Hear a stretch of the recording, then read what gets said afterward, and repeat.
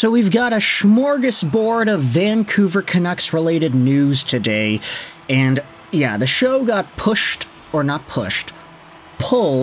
a little bit earlier because of Game 1 of the Stanley Cup Finals. That's going to be going down at 5 p.m. PST, Edmonton versus Florida. I'm going to be watching the game. You're going to be watching the game, most likely, or I don't know. I'm not really in a position to tell you what you are or are not going to do, but we are making this video just a little bit before that so people have time to breathe. And then, of course, we will talk about Oilers and Panthers hockey after it concludes. Today, though, I wanted to go over some Vancouver Canucks notes from what Elliotte Friedman said on the radio in regards to a potential Elias Pettersson trade, to the fear-mongering that a lot of folks are going out there and talking about in regards to the Canucks and their marketing, as well as some other interesting notes, how Patrik Allvin and Jim Rutherford are doing their jobs, how a coach in the Canucks organization left to join Rick Tocchet. There's a lot to go over here in regards to the Canucks. And actually, you know what? I wanted to start out with that most recently talked about point. Because earlier this morning, Rick Dhaliwal went out there and posted on Twitter saying that Vancouver Canucks assistant coach Yogi Svejkovsky is leaving the team for Philadelphia to join Rick Tocchet. The Vancouver Canucks did not want to lose him, but he has a great relationship with Tocchet. He believes, Dhaliwal does, that Svejkovsky had an option in his contract to leave.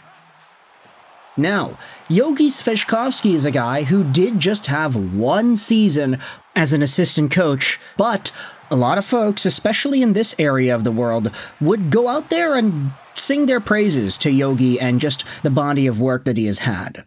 He was with the Vancouver Giants, he was with the Delta Hockey Academy, he was with the St. George School here, Seafair Islanders. He did a lot of work around the Vancouver area, and he was a Canucks skills coach for quite a few years before becoming an assistant this most previous season.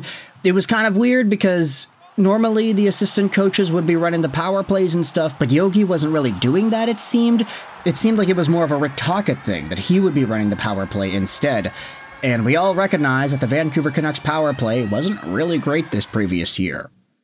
So, with Tocchet and Yogi having that partnership in Philadelphia, we'll see how Matvei Michkov gets Okay, no, we're not going to continue hammering that point down, Lego. You got to stop it. Someone's got to pinch my cheek and just hold me back every time we talk about Rick Tocchet. Okay, it'll be interesting to see what the Canucks do with Adam Foote here as the head coach. I don't think it would be ideal if he was also running the power play, so hopefully he brings somebody in. Somebody who has experience running a power play unit to help this Canucks team start getting that percentage up a little bit more. But the Vancouver area is losing a good one in Yogi. It's kind of ridiculous, just the amount of people that I know personally that have played organized hockey in this area, who are younger kids, who are able to work with Yogi, either with the Delta Hockey Academy or Seafair.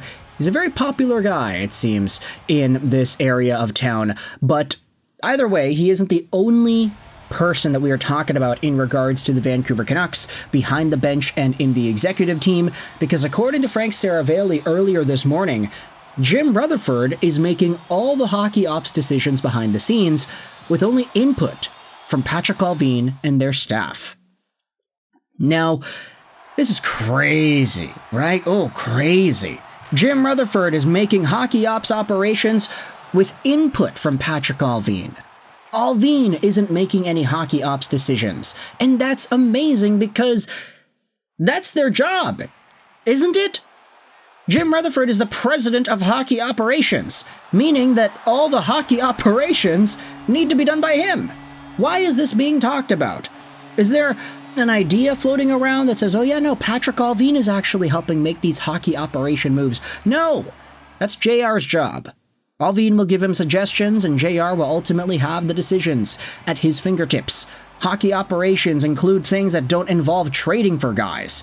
They involve hiring guys. They involve coordinating things within the team. They involve administrative tasks and general operations, not management, not shopping around, talking to agents, trying to get clients to join your team, and not trying to go out there and talk to other GMs to make trades.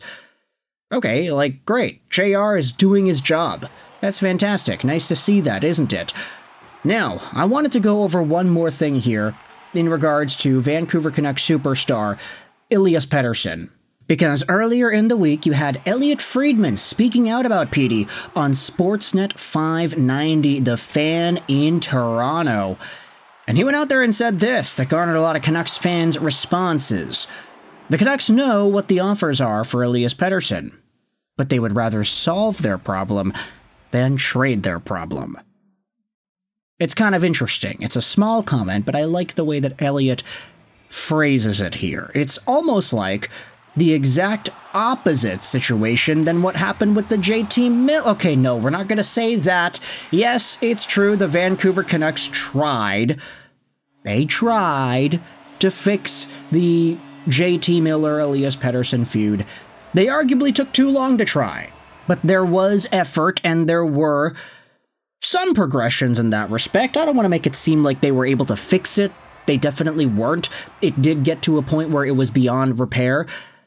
But now with Elias Pettersson, it seems like the Canucks' perspective on it is, yeah, we already traded away that guy. We traded away JT. We can't trade away the other dude. We have an issue here that we know the formula to fix. He needs a full off-season's worth of training. He needs to be able to keep up in the off-season, and he needs to be healthy. And when he comes back, when he's feeling good, then we'll give him those resources to be able to expand upon the talent that he has, and then he'll be able to do well again, right? That's the deal here.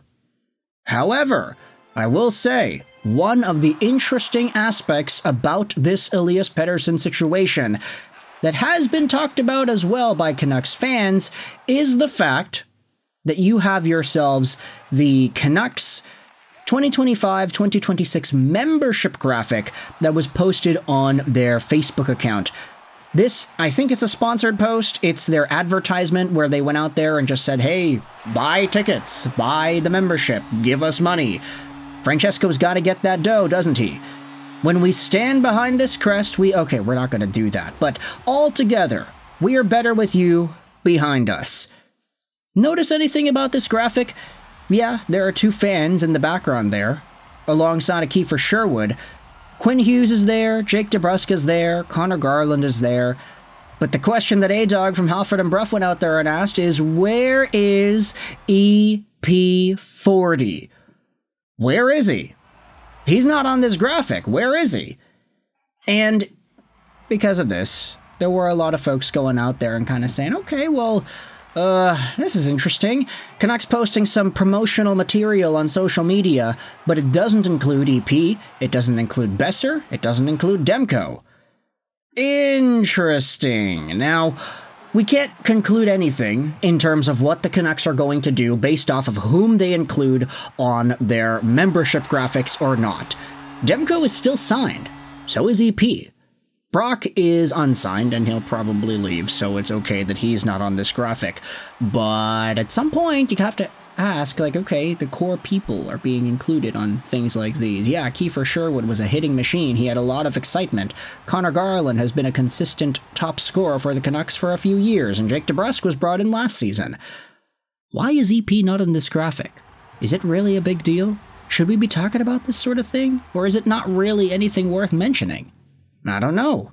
You can let me know your thoughts in the comment section below. How do you feel about the Vancouver Canucks not including Pettersson on this graphic? How do you feel about Friedman's trade assessment with PD, saying that they do not want to get rid of this problem, they want to fix it themselves? How do you feel about Yogi Svejkovsky leaving the Canucks to join Rick Tocchet?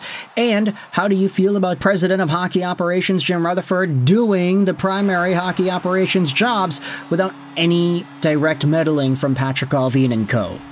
What are your thoughts on all these Canucks news and notes? Let me know in the comment section below. I hope you enjoyed this video. Sign on, and bye.